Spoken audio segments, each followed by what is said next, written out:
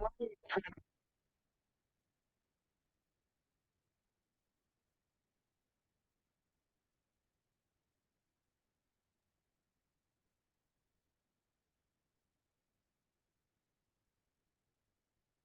am Gayatri Narayan, Vice Chair of the International Day of Yoga Committee at the United Nations, and also the representative of the Brahma Kumaris to the UN. I'm very pleased to welcome everyone to Uniting in Yogic Silence, a transformational field.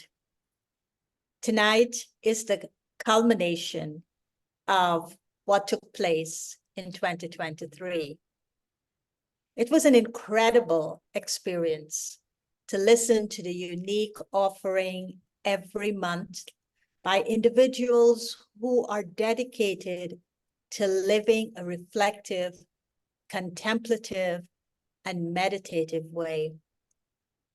Each month was special, and each person was like a jewel in Indra's net. And you all, those of you who don't know about Indra's net, I was going to say we all know about it, but for those of you who don't know about Indra's net, it is a net that spread, according to myths, the net spreads over the world, and these jewels are strategically placed in the net. And so the jewels connect to each other, and these jewels also connect to all the other little jewels. So I saw that each month a jewel came on board and set him or herself as a jewel in Indra's net, because they represented so many other little jewels as they were presenting. And so we learned a lot together from these presentations. We appreciated the opening of hearts and souls. We felt hopes and aspirations. We admired the courage and the confidence, especially of the young ones when they presented. There was elegance, there was eloquence, and there was enlightenment. This evening, we will feature highlights, creating a montage of faces and feelings, of beauty and belonging. It feels like we are ending 2023 in a paradox of confluences. As I was contemplating on where we are at in December of 2023, I realized that the year is actually ending with the 75th anniversary of the Declaration of Human Rights. But it's also ending, which is a cause for celebration, but it's also ending with a lot of darkness. It is as if we are moving into more and more darkness. So on the one hand, there's so much reason for celebrating, because the Human Rights Declaration was indeed something that we should all be proud of, that people around the world came together and decided these were the rights that every human being was entitled to. So that's a cause for celebration. 75 years after, so many things have been accomplished through that. And I would say free education for every single human being, from preschool to high school. And so that in itself was something incredible for that declaration. But it seems as if this time is also a time in which we're moving into this darkness. And so this paradox of confluences, I think Charles Dickens captured it many years ago when he said it was a season of light and a season of darkness. It was a spring of hope and the winter of despair. It was the best of times and the worst of times. It was the age of wisdom and the age of foolishness. So at this critical juncture of the old and the new, let us turn on the soul light and let us connect that soul light to a supreme soul light, the supreme star. And let us, in this yogic connection, let us shine it on our world and on our brothers and on our sisters all over, especially those in areas of such fear and desperation and almost death and destruction. And let us shine it also on all living things. And let us shine it on our planet. So welcome to this beautiful evening of remembering, of love, of beauty, and of belonging.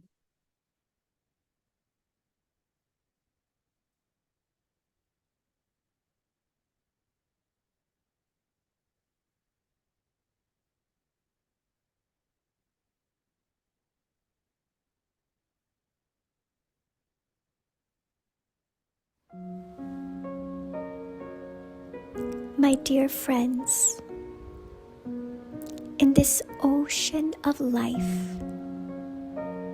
honor your sweet journey.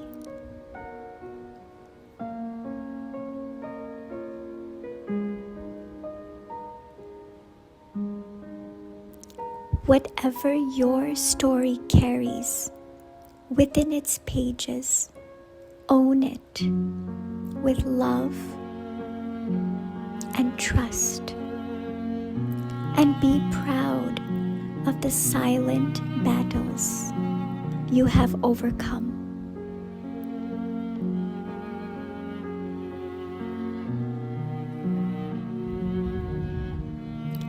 And on our journey through time, we have acquired many layers, different experiences, memories, feelings, beliefs, different roles that we play. But what is our friend, time, calling us to do?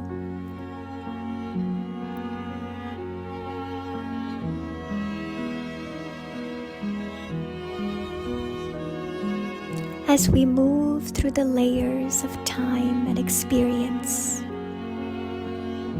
take a dive into inner stillness and touch the light within, the truth of who you are eternally. A spiritual being of light, a spiritual being of goodness,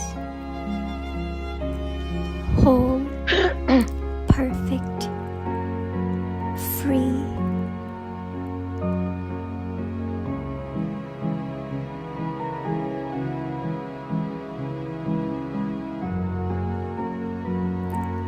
anchor your sense of self in this beautiful, timeless truth. Realize, experience, heal, and share this gift with the world.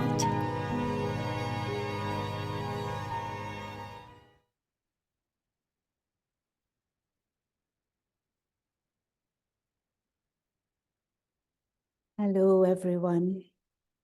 It is such an honor and a pleasure to have shared this year of yogic silence with all of you. And in this day and age I think what the world and what I myself also most need is the power to see the invisible and the power to see, or the wisdom to see, the wonders and the miracles that are already there. Now, often I look at my hand and I think this is a wonder. This is a miracle. These eyes are miracles. But how often do I realize the miracle even of this body? There are so many things in this world that are beautiful, but we don't have the sight to see that. We are so focused on what might not be what we want or what we think we would want. But if we can see the wonder, the wonders, the miracles that surround us, I think this would be a great gift for me and a gift for the world. In this small video just now, it was said, you are a spiritual being. I am a spiritual being, an invisible being of peace. If I can see that and realize that, my life would be different. And this world would be different when we can adopt this sight and come out of blindness, come out of darkness.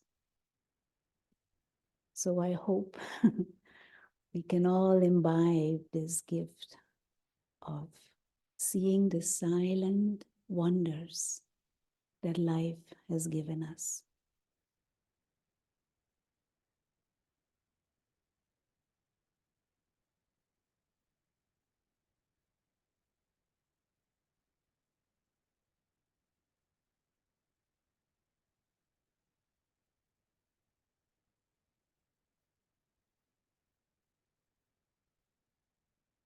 Open your heart.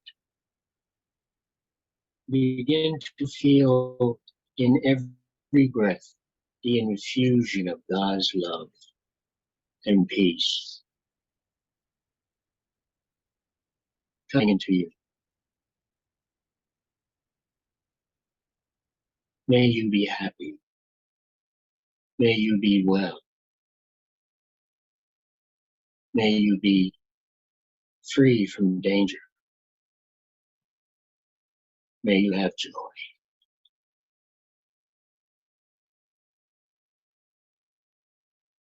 May you be happy.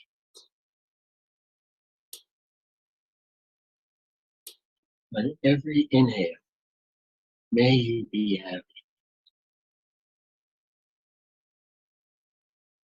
May you be well.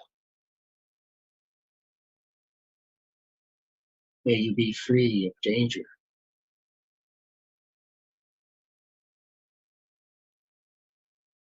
May you have joy.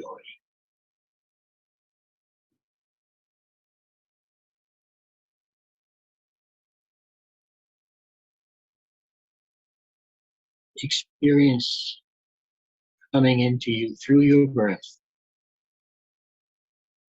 from the center of the universe, this divine wish for you.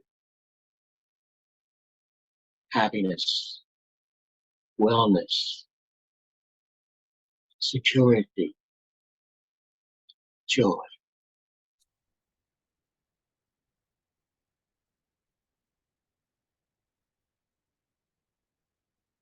Breathing in.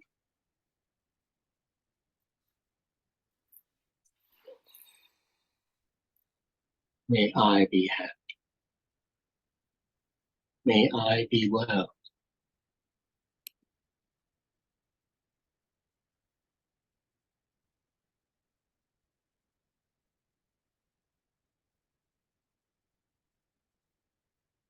May I be free from danger.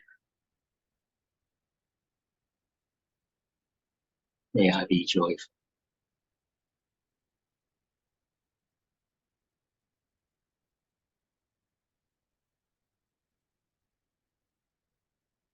And as you exhale,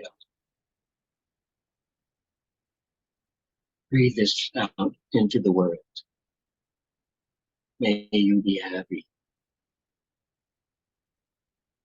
May you be well. May you be free from danger.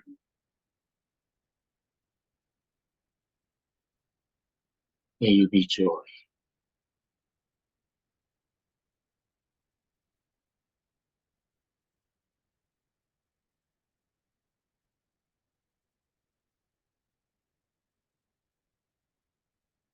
And so, our dear friend, Reverend Lloyd Cannon Casson, who couldn't be with us this evening, had led us into a very powerful meditation experience where he emphasized that if we really want to see a shift in the way things are happening in our lives and in the world, we need a regular meditation practice, a very simple practice. And in that meditation practice, he actually had 4 areas. One was towards myself, to ourselves. One was opening our heart to receiving from the universe, which you heard. The third step was sharing this beautiful consciousness or awareness or light with those around you, maybe someone who is close to you, maybe a loved one, to let them know you wish them well.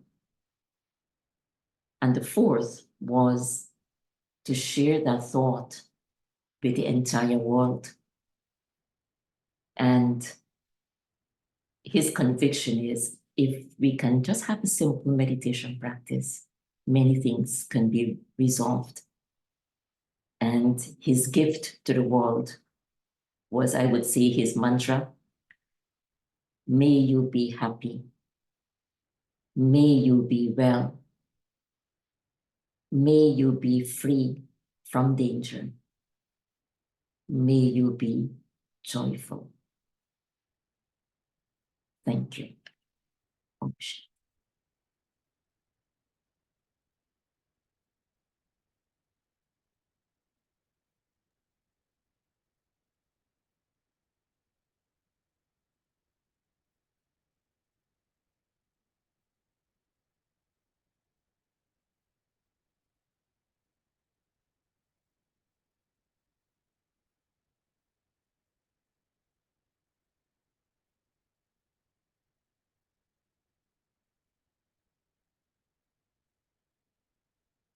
Hello,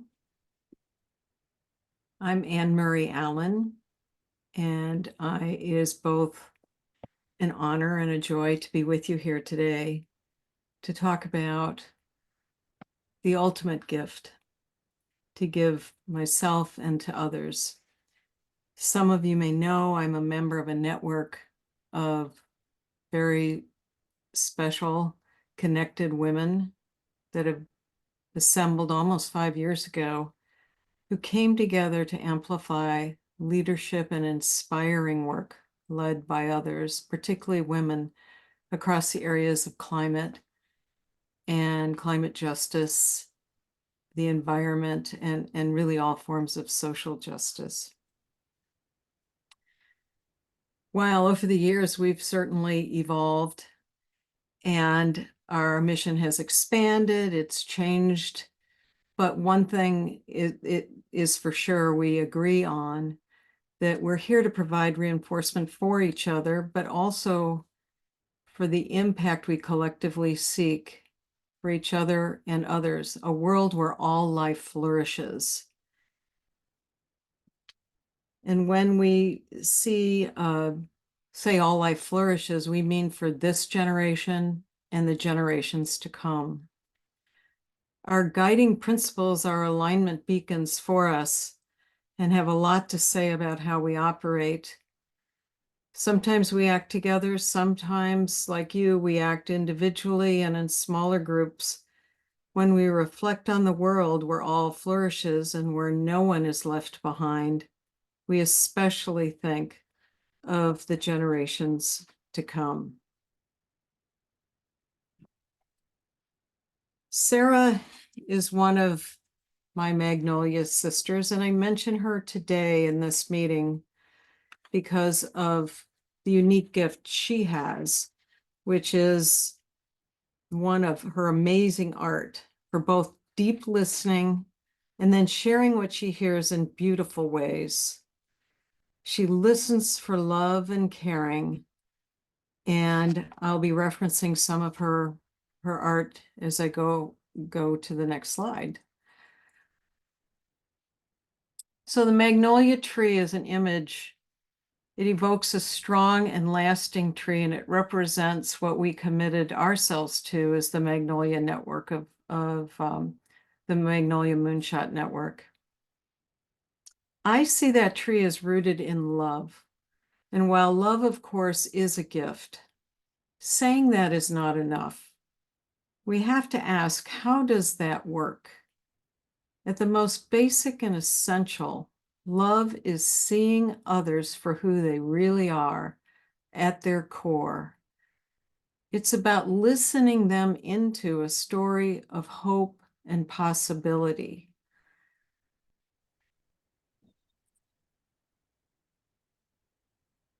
The gift of love involves being present and building connection with another. Sometimes just standing next to someone who is distraught or fearful can help them feel seen, supported, and appreciated, especially if we are centered, each of us centered appropriately. For example, I found myself sitting in meetings, listening to disturbing conversations with people who want to attack a person or a group. And maybe I feel, should I intervene and say something? Sometimes maybe it's really just a question that's needed. But often I've learned that the question or sometimes just sitting silently with the people can have an amazing effect that they will also often comment on later about the calmness, the feeling listened to. But whether it's true connection or intervention, it depends on whether I have an open, gentle heart. So if I were to summarize the greatest gift, it's be in my light, for all of us to be in your light. Remembering source at least once a day. Where is the supreme place we all come from that reminds us what our true nature is? And then to let ourselves radiate love and possibility, inviting a new conversation with whomever we touch in any given day, creating a new narrative for self-caring and for caring about others. One of the things we found in the Magnolias as we reached out to young but emerging leaders was with all the amazing work they were doing, their self was often compromised. Their self-caring, they needed help. And if you can't sustain yourself, your caring for others will be hard to sustain as well. So it starts with that. What am I doing to sustain and care for myself and then others, never underestimating the impact I might have on any given day with who I come into contact with. This is one of my favorite images because it has come from a retreat that I was in with Magnolia members. And it reminds me of that when we collectively too connect with Source, that the light is shining down on all of us, that it's amplified and multiplied, not just for ourselves, but for others.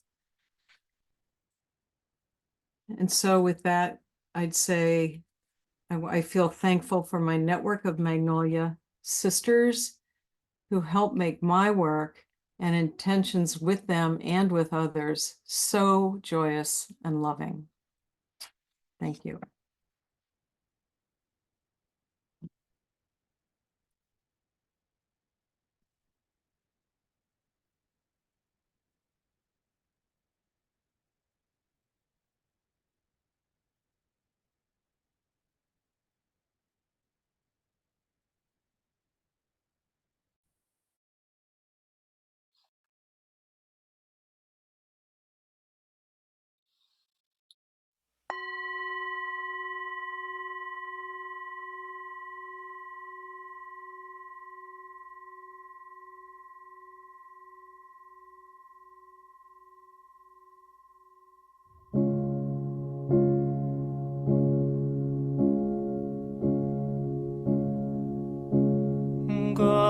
always listening to you. The angels are listening to you too. I am listening to you. The universe is listening to you.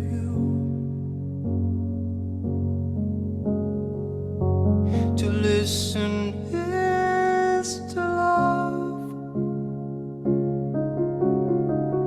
To listen is to care. To listen is to share. You know life really loves you. So open up your heart and share the vibration of you.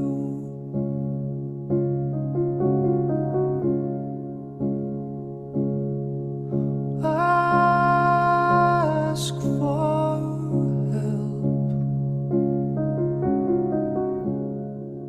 and ask for support and ask for grace and be sure to ask for strength. You don't have to do this all alone anymore. You don't have to be afraid. You see, the Lord is with you, beaming through your heart. So open up your heart and ask for what you need.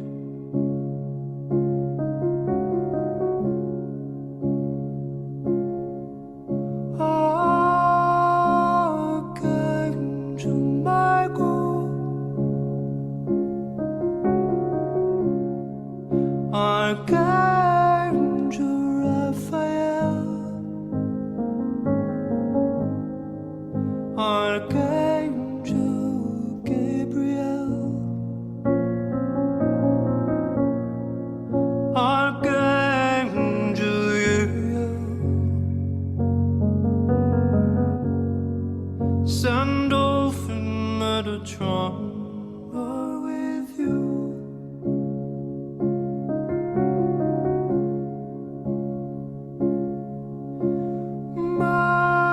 Mother Mary, Saint Bernadette,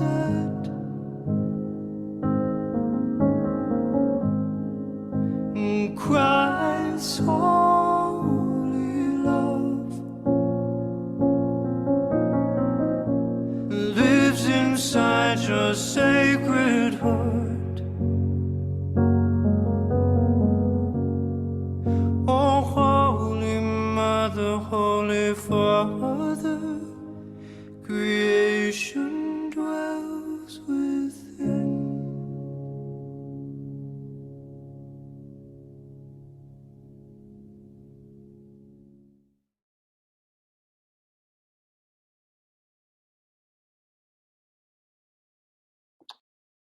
Hello, everyone. Om Shanti. My internet connection is a little muggy, so I would ask you to just hold some light and love into the internet for me. My message is really clear. I wrote that song during the pandemic, during 2021, and I had a message from God within me, to write this song, write this album from this collection of music. And it was very clear to me in all of the disasters of 2020 and the pandemic that we would come out and the way would be from love. And I believe that love is from the future. We are connected to the future. When we connect with our soul, with the light that is within us, to the future, with the love that is pulling us to the future, I believe great things happen. In my own depression of the pandemic, I knew that I needed to listen to love. And when we listen, to listen is to love. God is always listening. The universe is always listening. We are always listening. And when we listen, even if someone's having a hard time, by just listening and holding space, we love. And so my message today is just remember, listen to first yourself, to your own heart. Begin with your heartbeat. It beats just for you. And remember, from that beat and that love, you can reach and stretch and expand that love with another. And it begins by listening. So with that said, I wish you so much peace, love, joy, happiness, and prosperity. And may we connect to the love within us and to the love in the future. Om Shanti.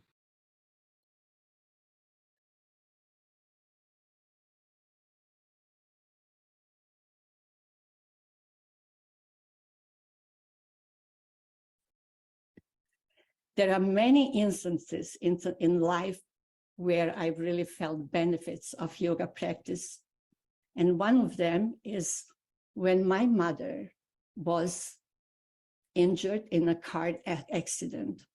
She was 80 at the time. And I was in New York, she was in Croatia. And I just received a call from my brother driving to the hospital to see how she's doing and finding this shocking news. You know how I could felt. I was out of my mind and I started fearing for her life. And my emotions were so powerful that I couldn't calm myself. And you cannot function when you are so restless and worried. So after a while, just being as a lunatic, I just sat down and I said, I cannot go all this way. You cannot jump on the flight and go to Croatia. You cannot change this what happened. So I just sat in meditation, observing my thoughts, my feelings, my fears, breathing through them. And I was aware that this energy that I am emanating is not beneficial, neither for me, neither for my mother. So I just thought, what can I do different? And then it just came to me, just envelope her with my love. Just think of her with love. And so this is what I did. I just was thinking on her with love. And that was my practice till I sat on the flight, maybe a week after, came to Croatia and spent time with her. And thank God, she is 92. So she survived this accident, which was really miraculous. So every day we are encountering situations when we need to pull our attention inward, give it some time, and then choose the way how we will react for our well-being, for the well-being of our family, community, and world as a family. Because situation that we live in is really not brilliant. We endanger the life on this planet, and we really need a change. Each of us have to change in order that we do something for the planet. So we really need a global consciousness awakening, and each of us play a role in this.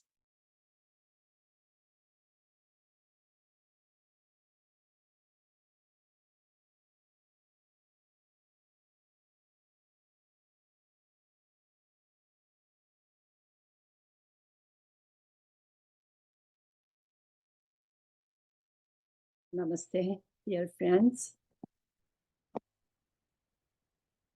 I will share just something on the same note of my story. We live in this universe, which is nature itself, and we live in our bodies, which are part of nature.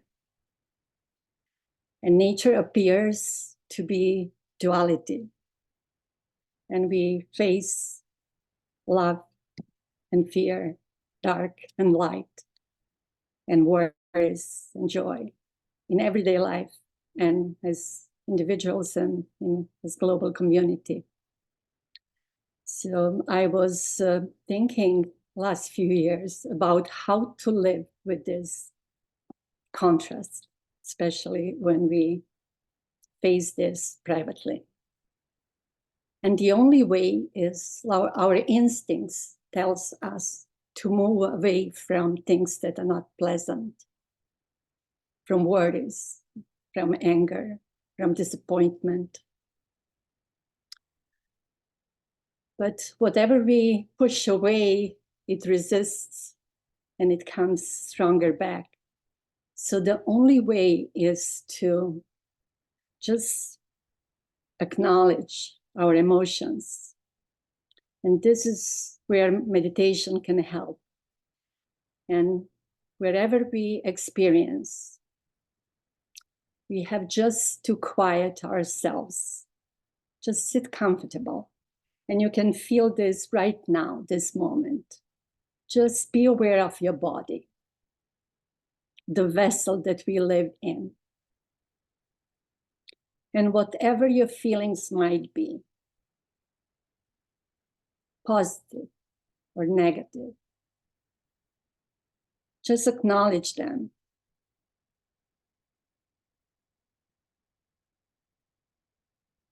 Feel where in your body you feel those energies, emotions, and how they manifest. What sensations you have in your body. And you just give space to these emotions. And as Paul said in the song before, you are not alone. The self is with you. And when you give space to emotions, then you listen to love. And if you give enough time, love will step in. And there will be spaciousness and peace. Not by rejecting emotions, but to just acknowledge them, not fearing them, giving them space. We in yoga know analogy between rope and snake. It seems to be a snake, but if we listen carefully and we give time to what is, it becomes rope. So my message is not to fear. Just make space, connect with yourself, sit quietly, acknowledge your body, sensations that you feel, and connect and ask for help. Help will come in a form of love. Thank you.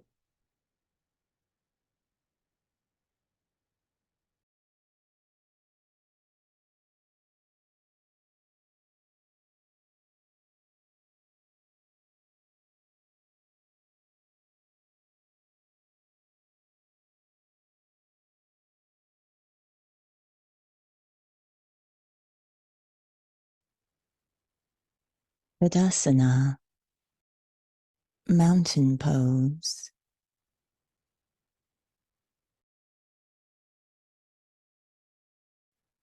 This posture reminds me, the soul, to elevate my awareness to the peak.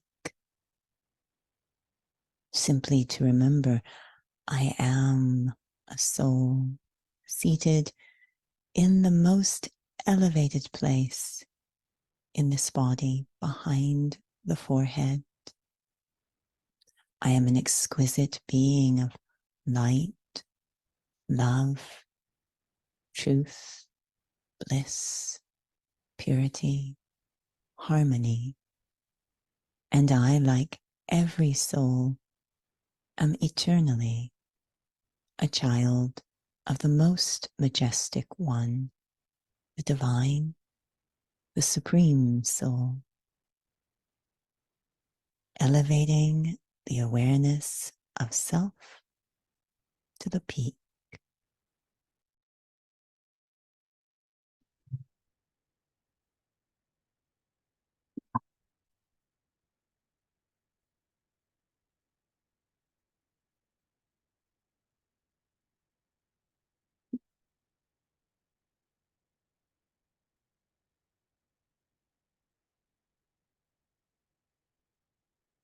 Warm greetings to everyone from the far north, from Canada. I was really touched. I've been touched by everything that everyone's shared, so much so that I became lost in the sharing and realized I actually have to share something myself, but very touched by the opening remarks from Gayatri and everything after that. And this idea of this matrix, if you will, this net of jewels, which all of you are as well, and feeling like there's one up here in Canada that's very, very fortunate to be part of this gathering today. So thank you. And this idea of celebrating the 75th anniversary of human rights and really exercising my right as a human being, my human right, exercising the right to take responsibility for my actions. That's always been very, very important to me, and increasingly important so I can be part of the solution rather than part of the problem. So for me, it's not just a transformative field, but a transformative field of action. This yogic silence integrated into action has absolutely fascinated me from even before launching formally onto a spiritual practice. Even as a child, I was always fascinated by how silence seemed a place that could empower me and nurture me and comfort me. So really integrating it into day-to-day life has always, always pulled me. And now I understand a little bit more the silence I didn't really understand as a child, and that this silence isn't any ordinary silence, it's yogic silence.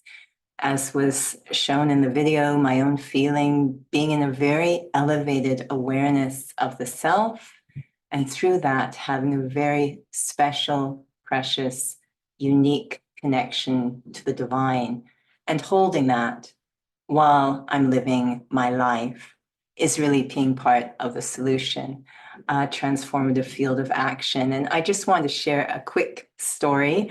I might go over time, I apologize, but it happened today.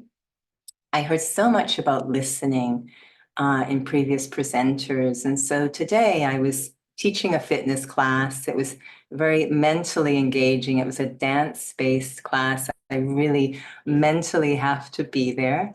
But again, I always enjoy, can there be yogic silence in those moments? And about 2 minutes, I looked at the clock, it was about 12:13 your time, 2 minutes before it ended, I was aware that the evening before, my father had been admitted to emergency. And there wasn't fear or worry, I just was aware of this. And about 2 minutes before the class ended, this yogic silence creates a natural listening.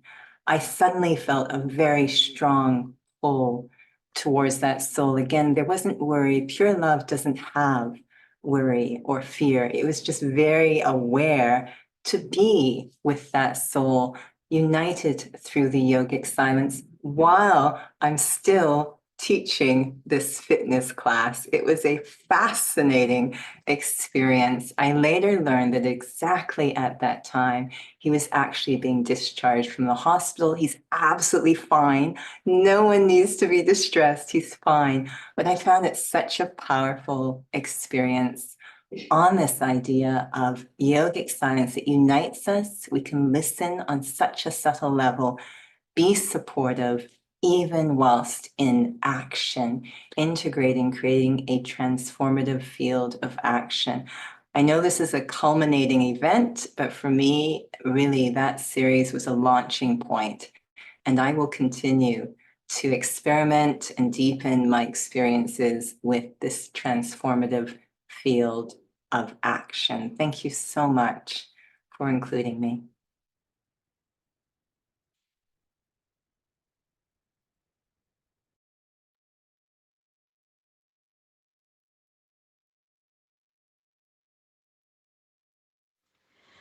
This is a poignant extract from a letter Nelson Mandela wrote to Winnie Mandela, which is included in his book, Conversations with Myself.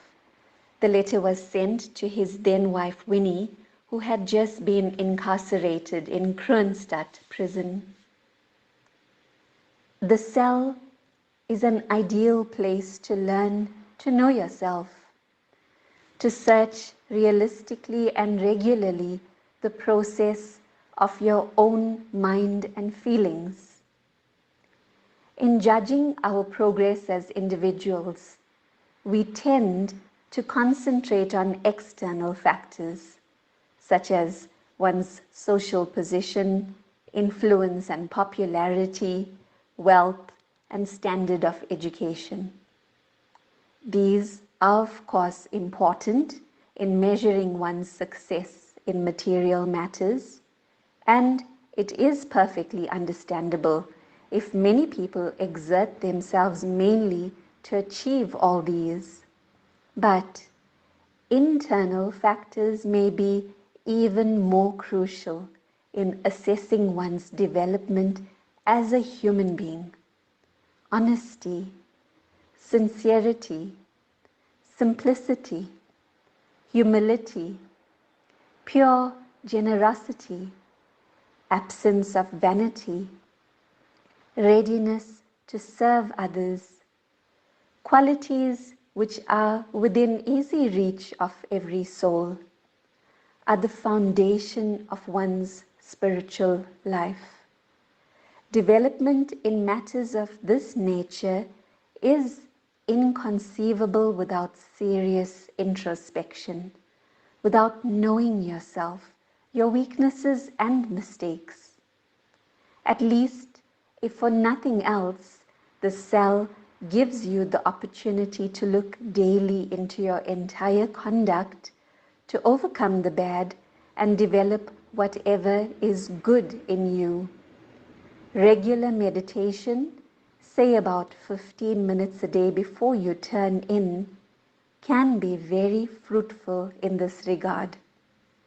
You may find it difficult at first to pinpoint the negative features in your life, but the 10th attempt may yield rich rewards.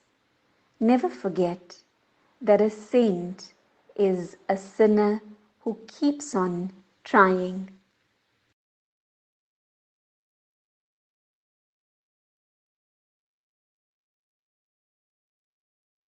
Good evening, everyone. And I felt very inspired by Nelson Mandela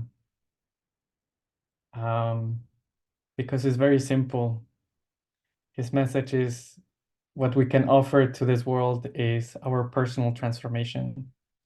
And indeed, when we discover the beauty of the soul, when we discover our own divinity, and we allow that to shine, to express itself with a smile, with sharing something, with our attitudes and our actions that can ultimately transform the world. Because this is not a time of desperation, it is a time of hopeful activity. Like another wise person, Thomas Berry, said, And it's indeed this a spiritual transformation that can really allow us to connect to deeper values that are so essential in this time, that can really bring light and warmth, compassion, peace to the world. And we can start, sometimes we see these, the wars across the planet and climate change and everything that is happening to the planet, the big degradation that is happening. But we can start with small acts of kindness, with smiling, having peace with our friends and our family, our neighbors. And when we create those circles of peace, we ripple this energy across the universe, and we actually become friends with magnificent forces like the force of the universe, the regenerative force of the planet, the healing energy of the universe, and ultimately the silence and the peace of God. And when we're aligned to those energies, it's a beauty that we can give to ourselves and to the world. So my gift tonight is to really appreciate the peace that is within you, and to shine it in during the holidays, because the world needs peace and needs our own transformation. Om Shanti.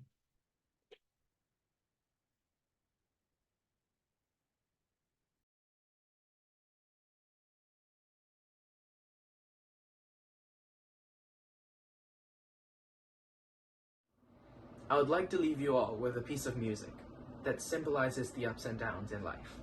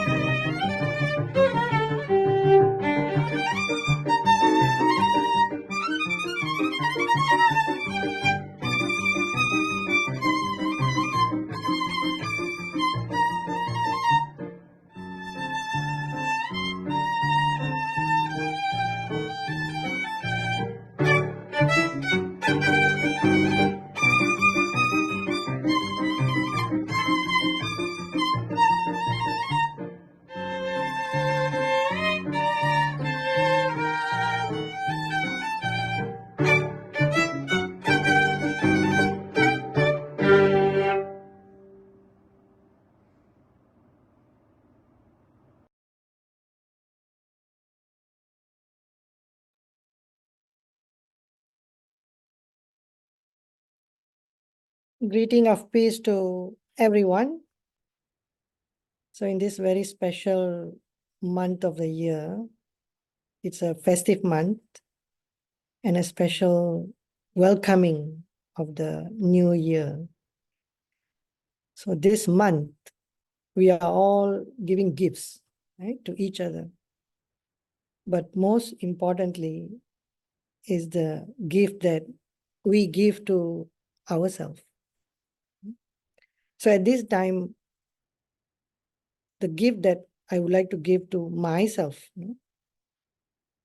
is to frequently spending quality time within myself. Now that's the awareness that I would like to create. To be in deep silence, experiencing my innate qualities, peace, love, happiness. So this is the contemplating part, and allowing myself to be transformed. How? Is by connecting to the source of these qualities. So this will bring about transformative. And for the world, I would like to share this experience of this act, the awareness, contemplation, and transformation. And through that, the vibration, so that each and every individual being on this earth, can transform positively and liberated from this fear, this doubt, this worry, and to bring about newness. Newness in the self, renewed self. And this will lead to a whole new world. And also on behalf of the team, the 4 youths who worked for this program, Sanyukta, Amrit, Maria Paula, and also Yuji, I think, and I know that they also share the same aspiration. And this is what we all want. We want every individual to have this awareness, to spend time with themselves, and to connect with the source, to bring about transformation. And let this transformation within ourselves lead to the transformation of others, to make everyone free from all the negativity and allow them to bring newness in their life. Thank you.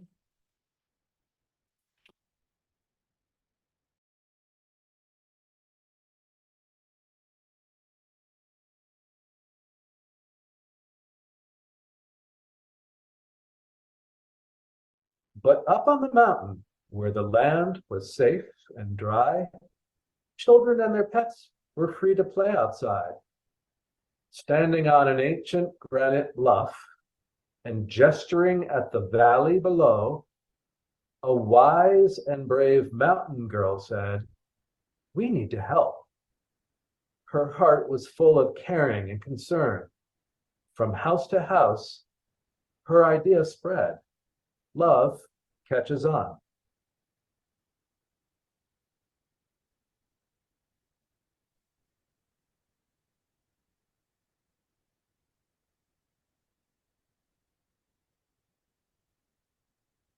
Soon, mountain families came to the valley with soft rice and sweet grape juice to offer, buckets and shovels to clear the mud, and seeds to plant.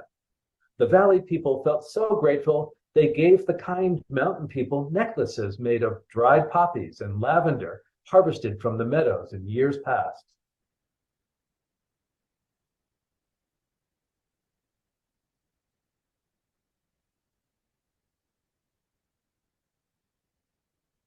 As the sun rose higher, people who used to frown at one another instead offered smiles.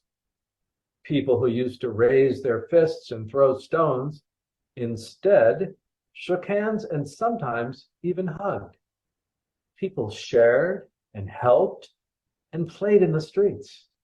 A new feeling of friendship spread. It was a day of peace.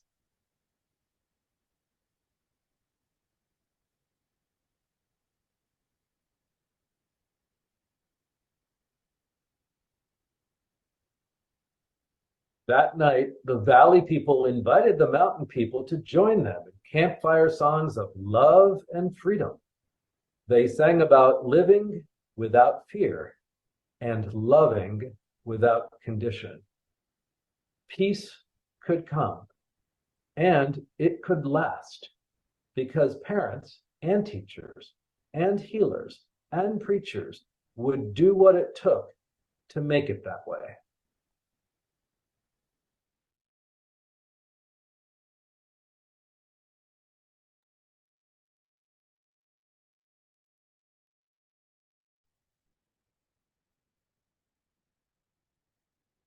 I think I was going to maybe say a few words.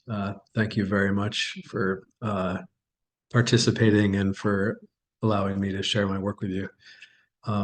As we embark on a journey of self-discovery and inner peace, let us take a moment to reflect on the profound words of Martin Luther King, Maya Angelou, and Mahatma Gandhi.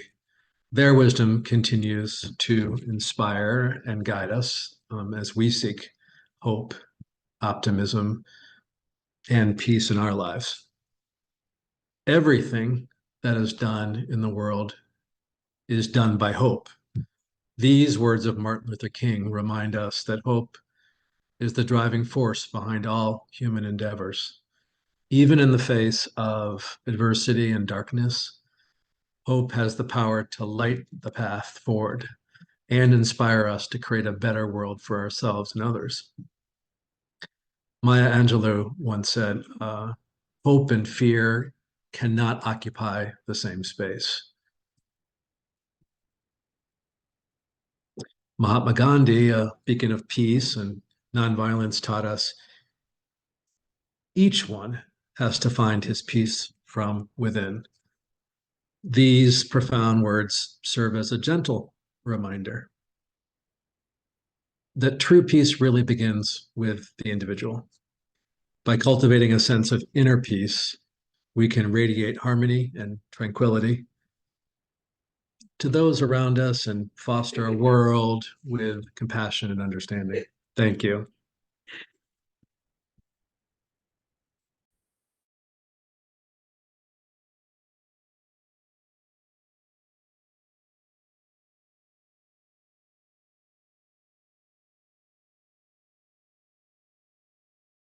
Namaste.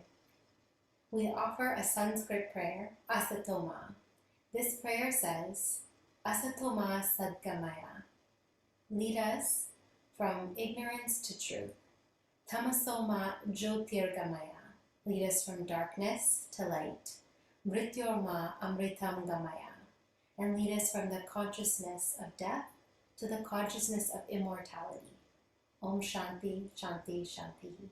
Om peace, peace, peace.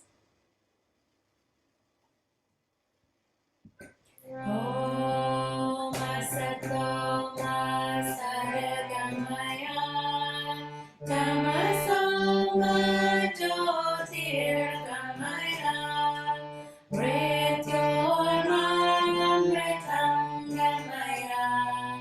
Om Shanti, Shanti, Shanti. Om Asatoma Sargamaya Tamasoma Jyotirgamaya Mrityormamritam Gamaya. Om Shanti, Shanti, Shanti. Om Asatoma Sargamaya Tamasoma Jyotirgamaya Mrityormamritam Gamaya. Om Shanti, Shanti, Shanti. Om Shanti, Shanti, Shanti. Om Shanti, Shanti, Shanti.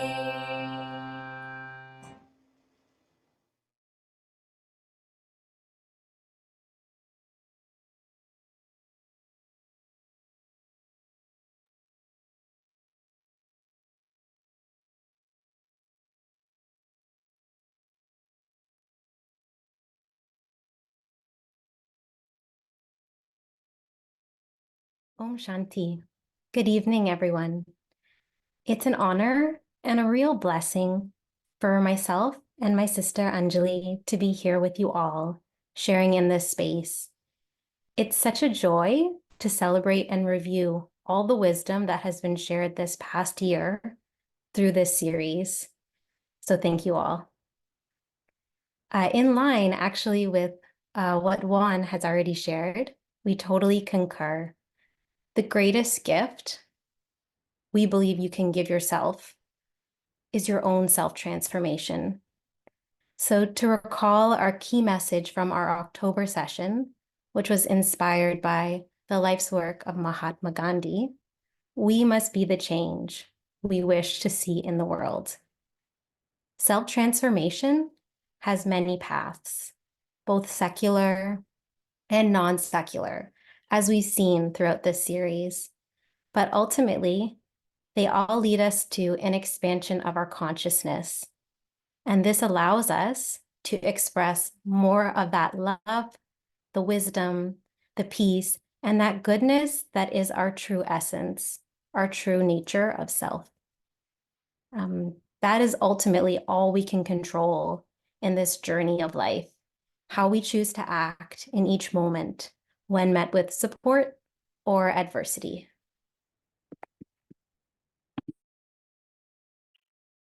I would echo that the greatest gift that you can give to others is also your own self-transformation. When we focus on coming more into alignment with our higher selves and acting from the highest consciousness or awareness that we can, we will naturally support others and our world. From this space, it's easier for us to cultivate more peace, more kindness, and more empathy.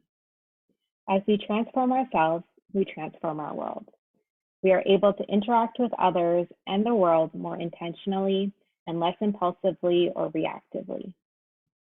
We can choose to come from a space grounded in our own inner power and authenticity and truth. In this space, we can truly shine our light bright. And as we know, light begets light. And more light is exactly the gift that our world needs.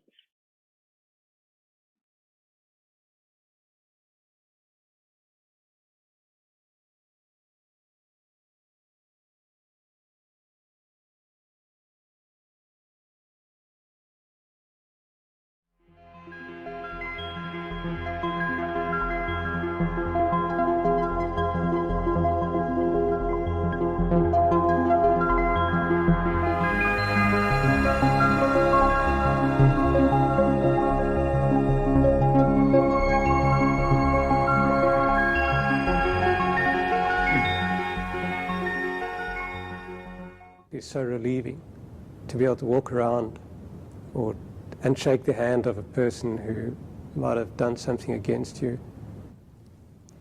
A meeting of the hearts.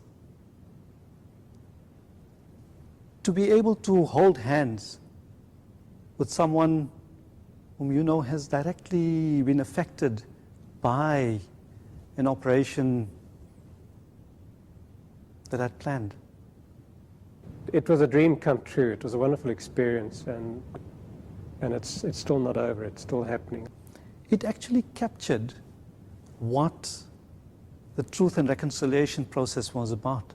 This is the beginning of something bigger, that we can walk down the roads and make the change. People who are still bitter, who are still affected by the struggle, that they must simply look at Abu Baker and myself and say, look, well, we can do it. Why don't you do it? And to everybody, I would say, there is hope, there is a future, and we can walk down the road and make a difference. Where we all belong. A space of love and kinship.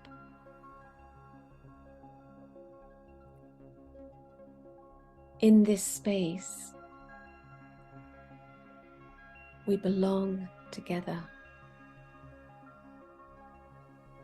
There is no fear of loss, of division, of being other. In this space, we are equal.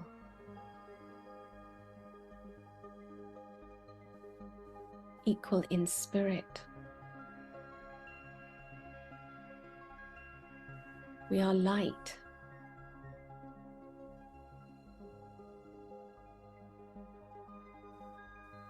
We meet each other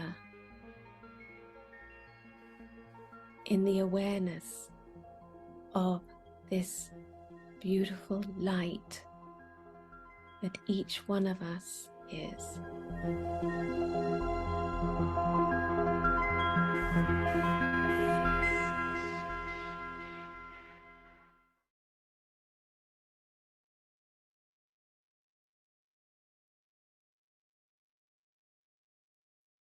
Greetings. So I have to explain my choice of a gift. I need to provide some context. In the November program we did on tolerance, I mentioned a spiritual teaching that tells us that the seed of intolerance is planted when we create a duality within ourselves. And once that seed is planted, we have a tendency then to create duality on the outside, placing ourselves in opposition to others. So the question becomes, what causes us to create this inner duality, to plant that seed? And it may begin with some inner rejection of ourselves. We reject some aspect of our own being, and we project that negative quality, that judgment of ourselves upon others. So a brief story on this idea.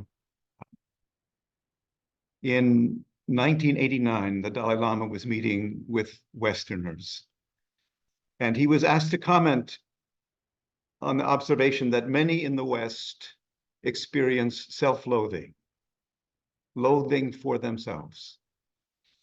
And the Dalai Lama didn't understand the question. He was perplexed and shocked by the question. He assumed that people naturally love themselves. And then he observed that in the English language, compassion signifies the wish that others may be well, but not oneself. But in the language of Tibet, in Sanskrit, compassion signifies the wish that others may be well.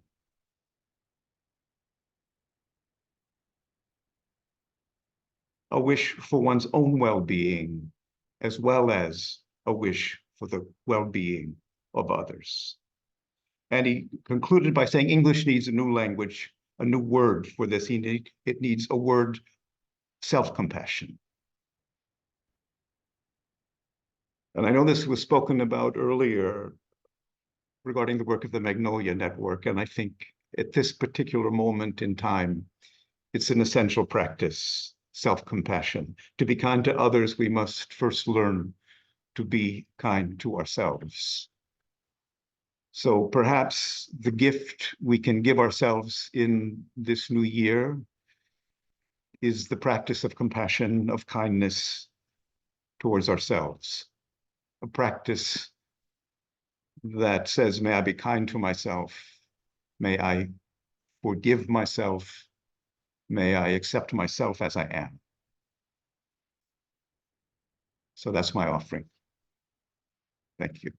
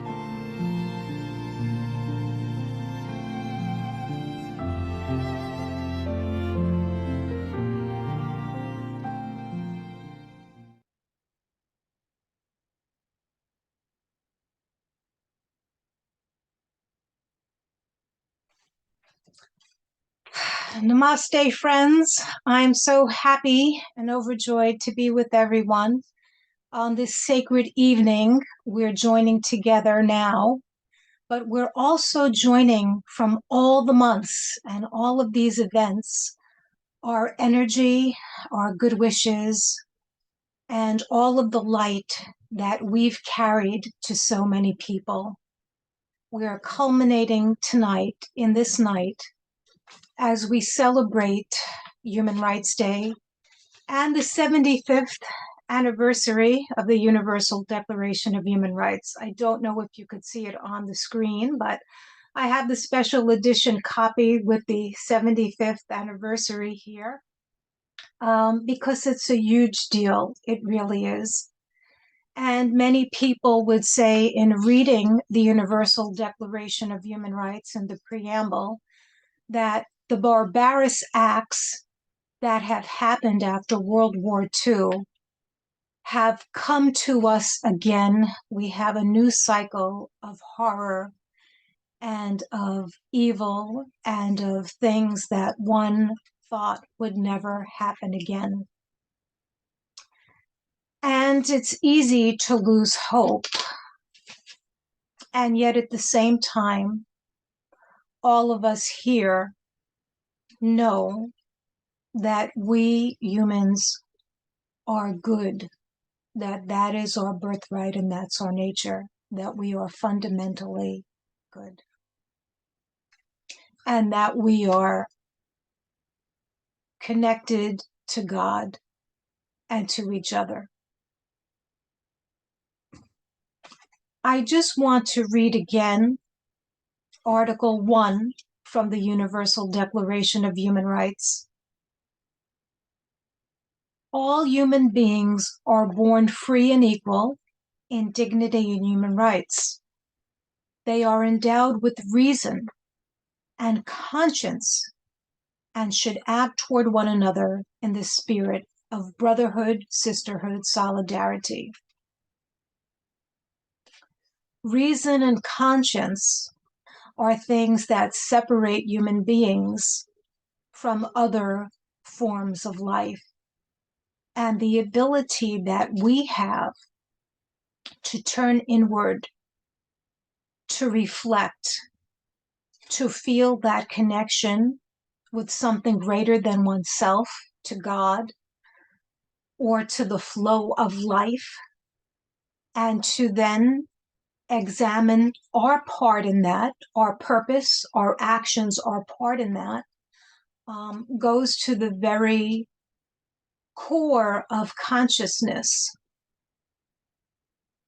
When I read this section again of the Universal Declaration of Human Rights, I read it now with fresh eyes because our vice chair of the International Day of Yoga Committee at the UN, Gayatri Narain, who many of you know as Sister Gayatri, has really taken this concept of consciousness in this context of the Universal Declaration of Human Rights and of human rights, I think, and brought it to new levels and brought it to new awareness.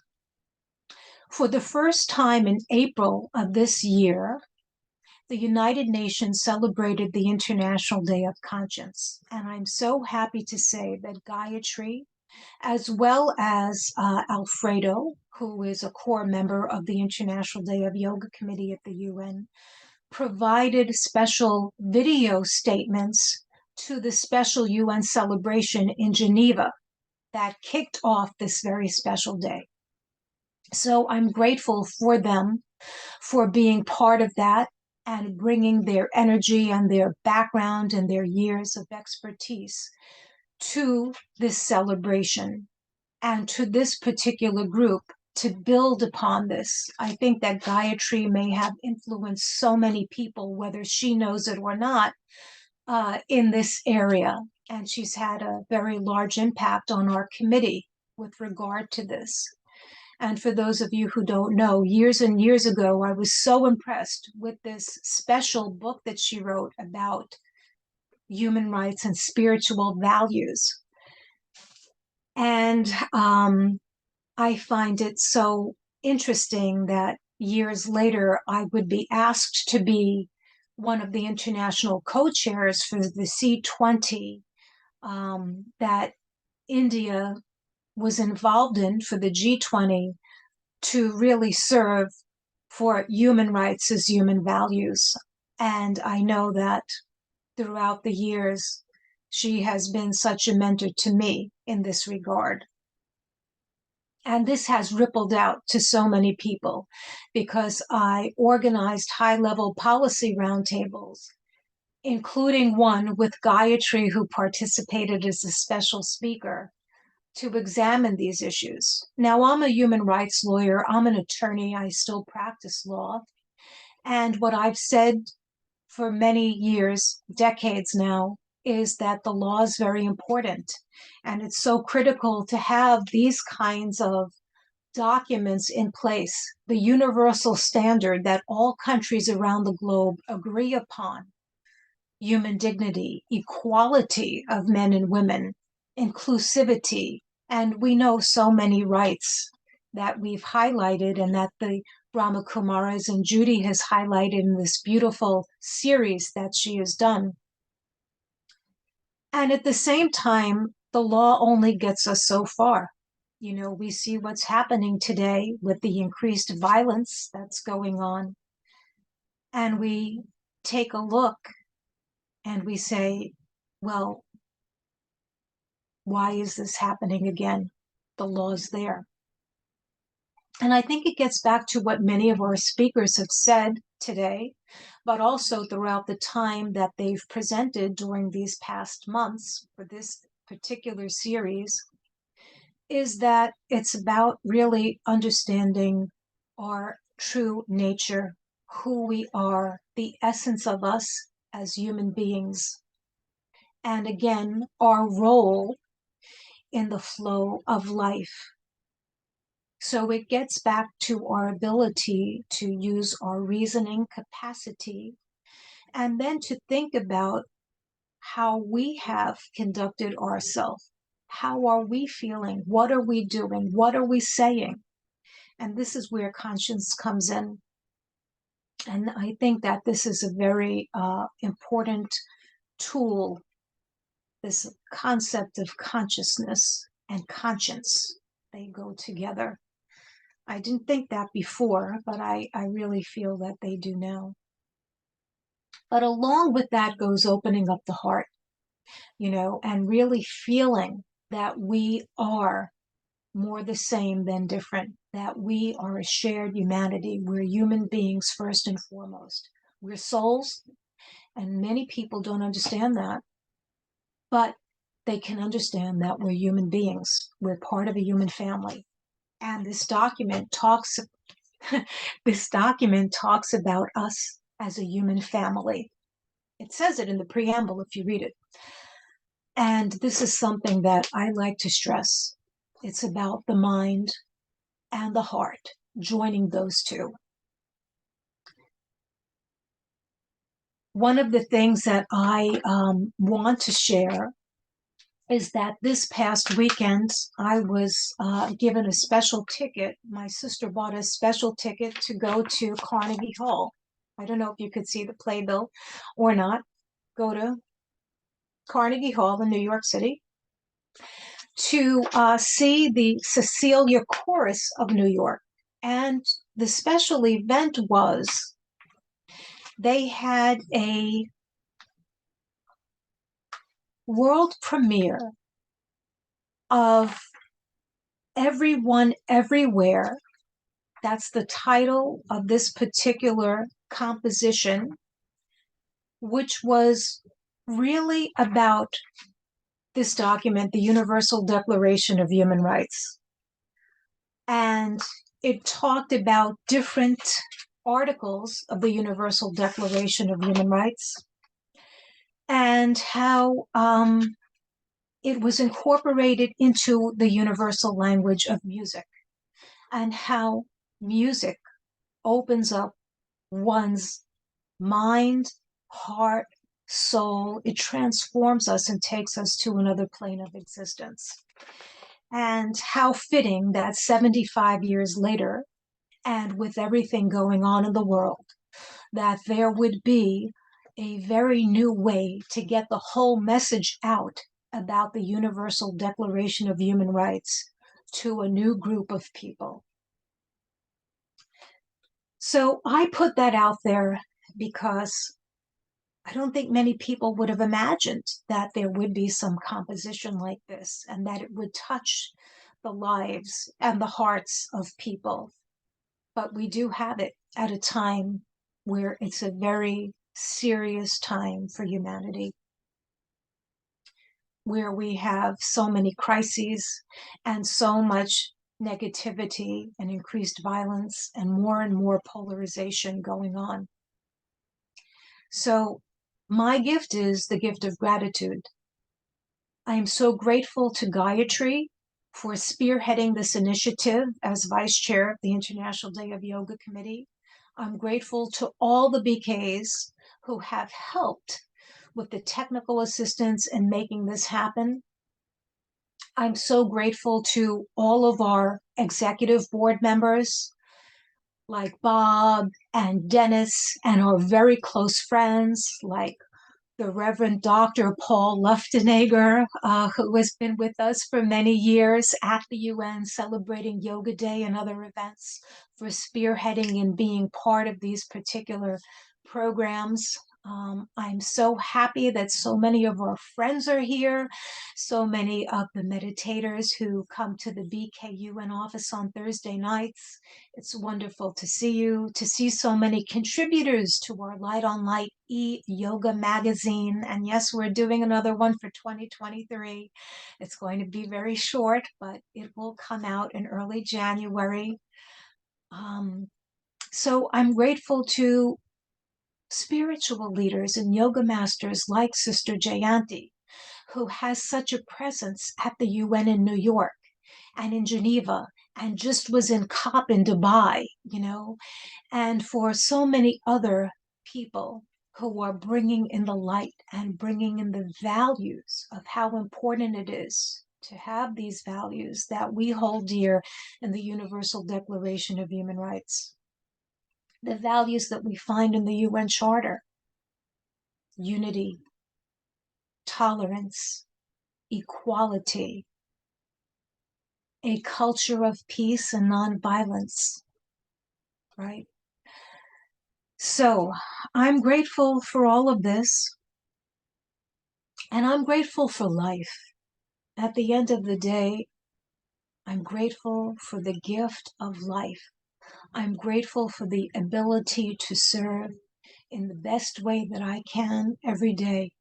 I'm grateful for being a human being, for having the capacity of a mind to use reason and logic and to be able to reflect upon things. I may not always get it right. I am not perfect, but the ability to reflect and to try, to have the opportunity to try and to try again, to have the ability to be with this wonderful group of people who are just so good-hearted in so many ways and who are so collaborative.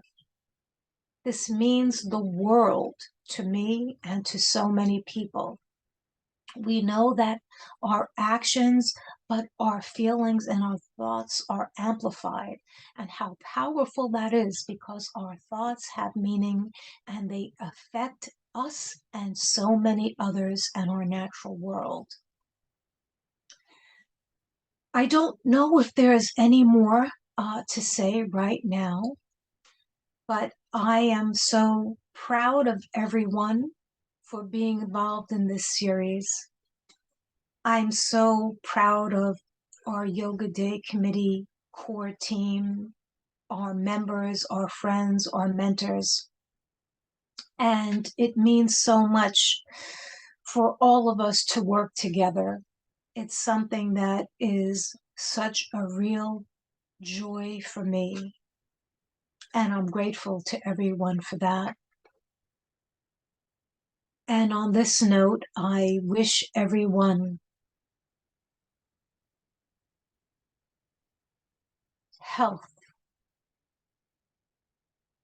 and the ability to find joy and renewed hope and support, the feel of community and support, and the special sacredness of the season of light and the return of the light.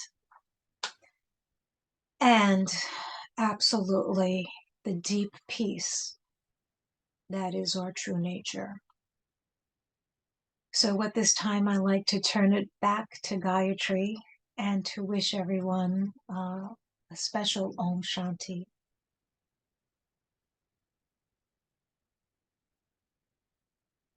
Thank you so much, Denise.